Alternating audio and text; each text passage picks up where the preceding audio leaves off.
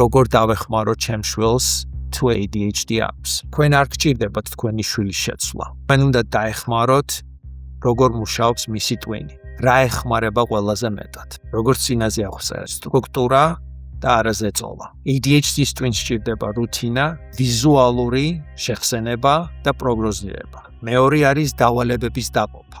დიდი დავალება ADHD-ის ბავშვისთვის არის გადატვირთვა. პატარა ნაბიჯებით უნდა დაიწყოს და ეს ყველაფერი წარმატებას მიაღწევს.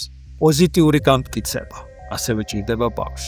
ძალიან საჭირო არის, რომ როდესაც რაღაცას სწორედ აკეთებს, აღნიშნოთ, რომ ბავშვმა მხოლოდ კრიტიკა არ გაიგოს. თქვენი საკუთარი თავის რეგულაცია. შეიძლება ეს თავარი იყოს. პირველი იყოს თქვენი საკუთარი თავის რეგულაცია. თქვენის ნერვული სისტემა ასწავლის თქვენ შვილს, როგორ დაარეგულიროს თავის თავი.